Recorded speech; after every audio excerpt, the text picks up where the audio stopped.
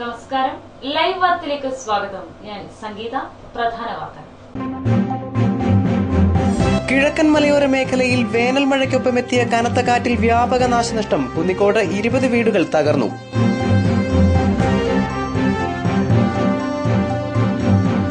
ഐശ്വര്യത്തിന്റെയും സമ്പൽ സമൃദ്ധിയുടെയും പ്രതീകമായി വീണ്ടും ഒരു വിഷു. ശബരിമലയിൽ വിഷുക്കണി ദർശനം ചൊവ്വാഴ്ച രാവിലെ 4 മുതൽ 7 വരെ.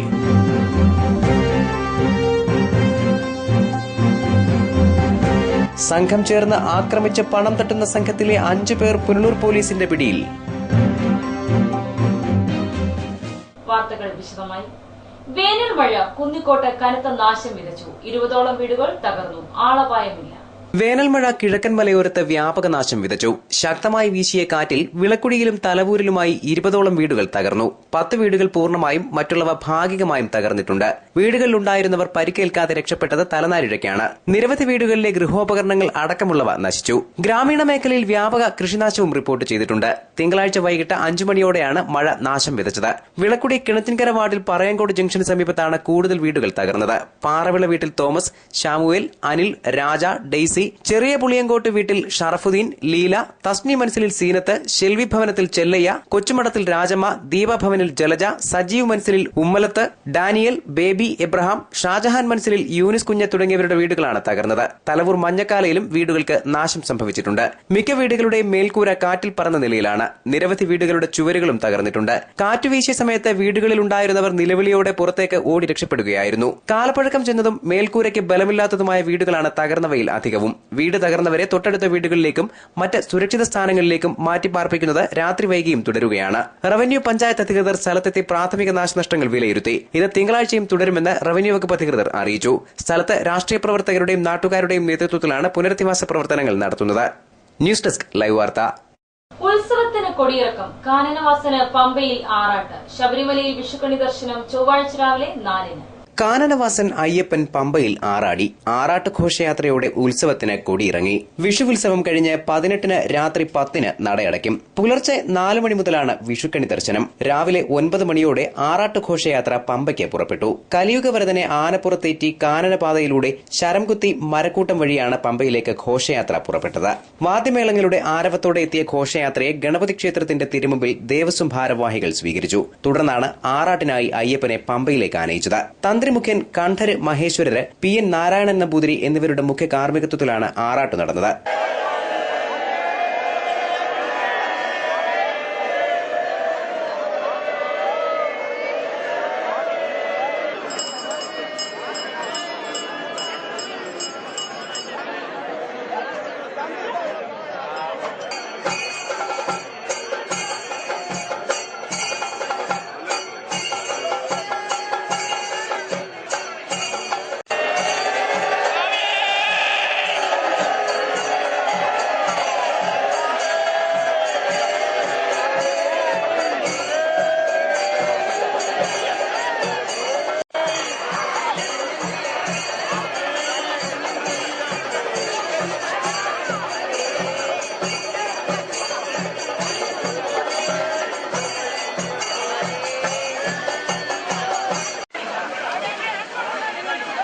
പതിനഞ്ചിന് പുലർച്ചെ 4 മുതൽ 7 വരെയാണ് വിഷുക്കണി ദർശനം. ഭക്തജനങ്ങൾക്ക് വിഷുക്കണി ദർശിക്കാനായി വിപുലമായ ഒരുക്കങ്ങളാണ് ശബരീശ സന്നിധിയിൽ ഏർപ്പെടുത്തിയിട്ടുള്ളത്. News bureau, Pathanapuram. മുംബൈ വിരിഞ്ഞുകൊഴിഞ്ഞ കൊന്നപ്പൂവിന് പിന്നാലെ വിഷുവെത്തി. കണി കാണാനുള്ള തിരക്കിലാണ് മലയാളി. കൊട്ടാരക്കര ബ്യൂറോയുടെ റിപ്പോർട്ട്. കാലം തെറ്റിവരുന്ന കാലാവസ്ഥയും കാലവർഷവും കൊന്നപ്പൂവിനെ വിഷുവിന് മുമ്പേ പറഞ്ഞയച്ചു. സന്തോഷത്തിന്റെയും സമ്പൽ സമൃദ്ധിയുടെയും സന്ദേശവുമായാണ് ഓരോ വിഷുവും വന്നെത്തുന്നത്. പുതുവർഷ പുലരിയിലേക്കുള്ള പ്രവേശമാണ് വിഷുക്കണി. പ്രപഞ്ചത്തിന്റെ തന്നെ ഒരു ലഘുചിത്രം നമുക്ക് വിഷുക്കണിയിൽ കാണാം. ഭൌതികമായ അറിവിനെ സൂചിപ്പിക്കുന്ന പുസ്തകങ്ങൾ, ആധ്യാത്മിക ജ്ഞാനത്തെ കുറിക്കുന്ന വിളക്ക്, സമ്പൽ സമൃദ്ധിയെ കുറിക്കുന്ന ഫലവർഗ്ഗങ്ങൾ എല്ലാം അതിലുണ്ട്. വിഷുദിനത്തിലെ ഭഗവാന്റെ സുന്ദര രൂപം ഓരോ മലയാളിയുടെയും മനസ്സിൽ മായാതെ നിലനിൽക്കും. ഭക്തിയും ആഹ്ലാദവും നിറയ്ക്കുന്ന ആ കാഴ്ച അടുത്ത ഒരു വർഷത്തേക്കുള്ള മൂലധനമാണ്. സൃഷ്ടിയും സ്രഷ്ടാവും വിഷുക്കണിയിൽ ഒത്തുചേരുന്നു.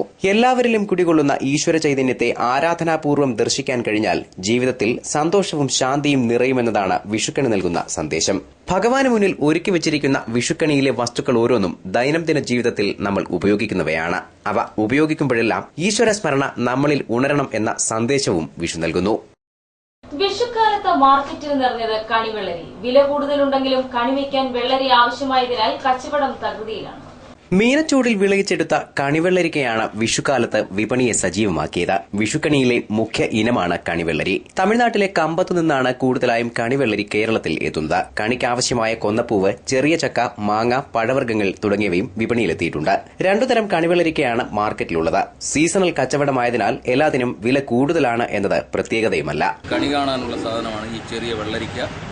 അതേപോലെ തന്നെ ചെറുപൂള, ഗണപതി ഒരുക്ക്, അങ്ങനെ പഴവർഗ്ഗങ്ങൾ, അങ്ങനെ ചെറിയ സാധനങ്ങളൊക്കെ വെച്ചിട്ട് നമ്മുടെ ശ്രീകൃഷ്ണന്റെ മുമ്പിൽ കണി കാണുന്ന ഒരു പ്രധാന വസ്തുവാണ് ഈ വെള്ളരിക്ക.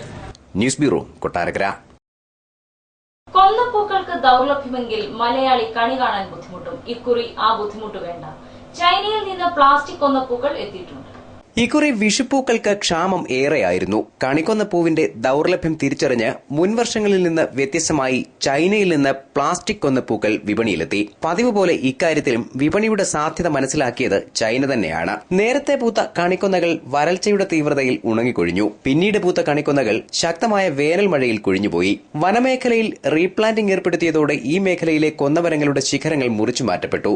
ഇതോടെ വനങ്ങളിൽ നിന്ന് കൊന്നപ്പൂക്കൾ ശേഖരിച്ചിരുന്ന ആദിവാസികൾക്കും തിരിച്ചടിയായി. കൊന്നപ്പൂക്കൾക്ക് പുറമെ കണി കാണാനുള്ള മറ്റു കാർഷിക വിളകളും ചൈനയിൽ നിന്ന് എത്തിയിട്ടുണ്ട്. എല്ലാം പ്ലാസ്റ്റിക് നിർമ്മിതമാണെന്ന് മാത്രം. ചുരുക്കം ചില പ്രദേശങ്ങളിൽ ഉണ്ടായിരുന്ന കണിക്കൊന്നപ്പൂക്കൾ കച്ചവടക്കാർ ശേഖരിച്ച് പൊള്ളുന്ന വിലയ്ക്കാണ് മാർക്കറ്റിലെത്തിച്ച് കച്ചവടം ചെയ്തത്.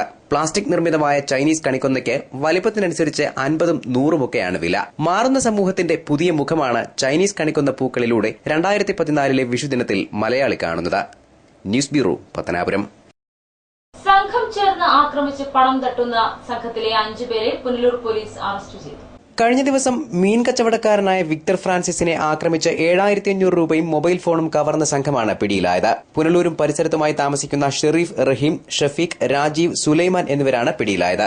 രാത്രി ബാറിൽ നിന്ന് മദ്യപിച്ചു വരുന്നവരെയും രാത്രി വൈകി ഒറ്റപ്പെട്ടു വരുന്നവരെയും ആക്രമിച്ച് പണം തട്ടുകയാണ് സംഘത്തിന്റെ പതിവെന്ന് പുനലൂർ സിഐ പറഞ്ഞു. സാധാരണക്കാരിൽ നിന്ന് പണം പിടിച്ചു പറിക്കുന്ന ഒരു സംഘത്തിനെയാണ് ഇന്നലെ പുനലൂർ പോലീസ് അറസ്റ്റ് ചെയ്തത്. മെനഞ്ഞാന്ന് രാവിലെ വിക്ടർ ഫ്രാൻസിസ് എന്ന് പറയുന്ന ഒരാൾ മീൻ കച്ചവടക്കാരനാണ്.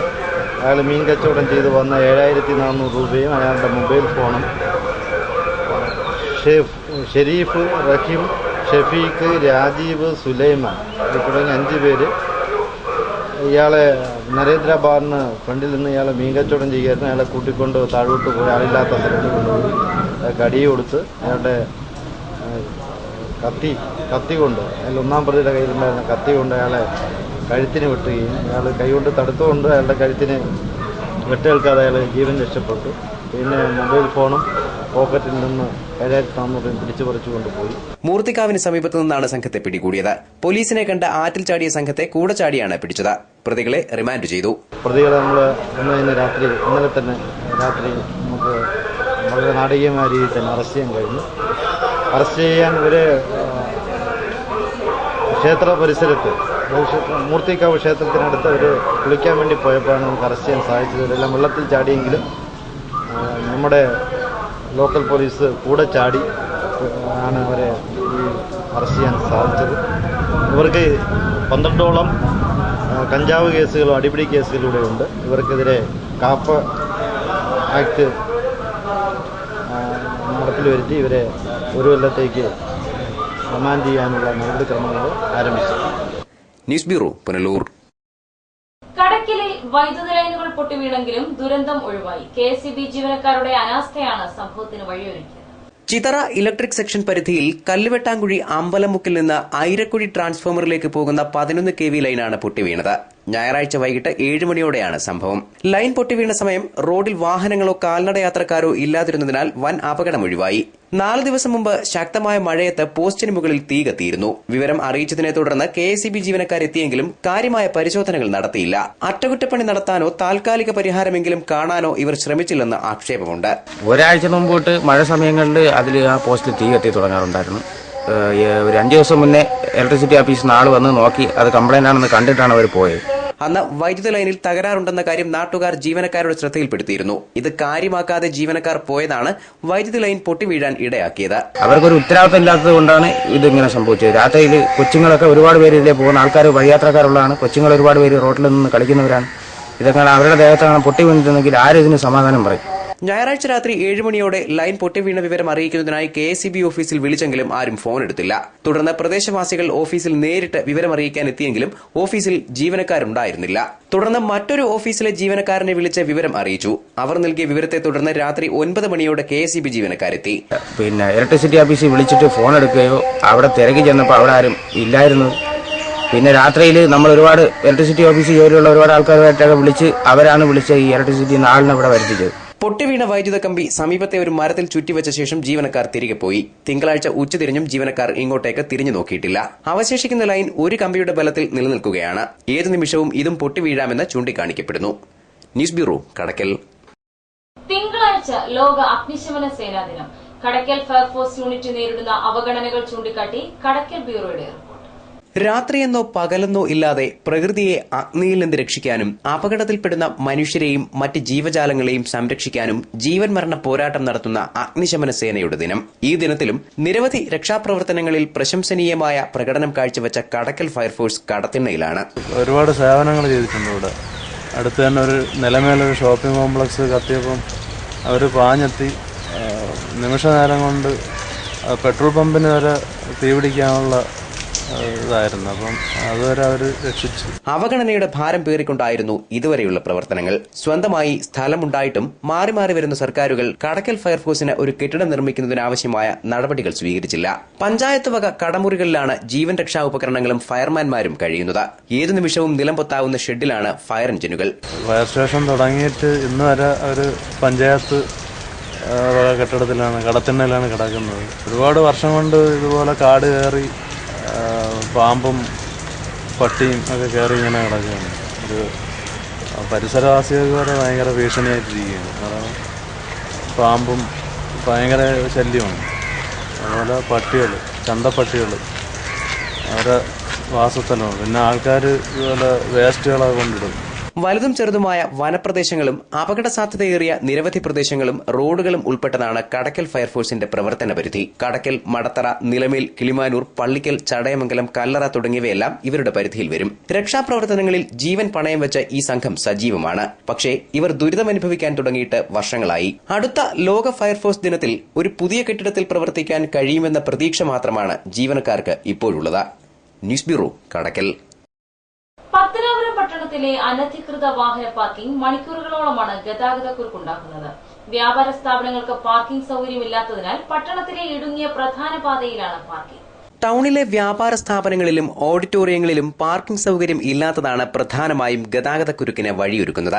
ഓഡിറ്റോറിയങ്ങളിൽ വിവാഹ പാർട്ടിയുമായി വരുന്ന വലിയ ടൂറിസ്റ്റ് ബസ്സുകളും മറ്റു വാഹനങ്ങളും റോഡിൽ തോന്നും പോലെ പാർക്ക് ചെയ്യുന്നതും പലപ്പോഴും ട്രാഫിക് വാർഡനോ ഹോം ഗാർഡുകളോ ഇല്ലാത്തതും ടൌണിൽ മണിക്കൂറുകളോളം ഗതാഗത തടസ്സത്തിന് കാരണമാകുന്നു. ടൌണിലെ ഗതാഗത തടസ്സത്തിന് പരിഹാരമെന്നോണം വൺവേ സംവിധാനം ഒരുക്കിയിട്ടുണ്ടെങ്കിലും വാഹനങ്ങൾ വൺവേ വഴി പോകാതെ നേരെ ടൌണിലേക്ക് വരുന്നതും ഗതാഗത പ്രശ്നത്തിന് കാരണമാകുന്നു. ഓഡിറ്റോറിയങ്ങൾ, ആശുപത്രികൾ, വസ്ത്രശാലകൾ തുടങ്ങിയവ നിർമ്മിക്കുമ്പോൾ വാഹന പാർക്കിംഗിന് പ്രത്യേക സൌകര്യം ഉണ്ടായിരിക്കണമെന്ന നിയമം പത്തനാപുരത്ത് പാലിക്കപ്പെടാറില്ല. ഓഡിറ്റോറിയങ്ങൾ ഉൾപ്പെടെ മിക്ക സ്ഥാപനങ്ങൾക്കും വാഹന പാർക്കിംഗ് സൌകര്യമില്ല.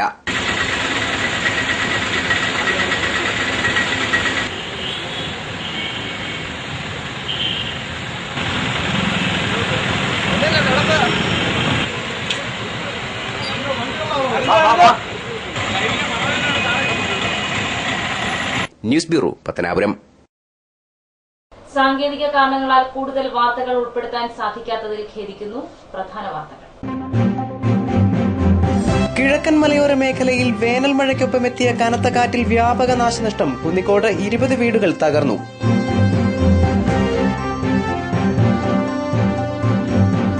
ഐശ്വര്യത്തിന്റെയും സമ്പൽ സമൃദ്ധിയുടെയും പ്രതീകമായി വീണ്ടും ഒരു വിഷു. ശബരിമലയിൽ വിഷുക്കണി ദർശനം ചൊവ്വാഴ്ച രാവിലെ 4 മുതൽ 7 വരെ.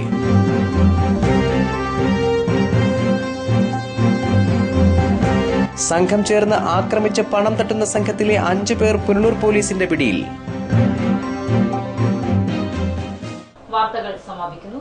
കൂടുതൽ വാർത്തകൾക്കും ദൃശ്യങ്ങൾക്കും വെബ്സൈറ്റ് www.livevarta.com സന്ദർശിക്കുക. നമസ്കാരം.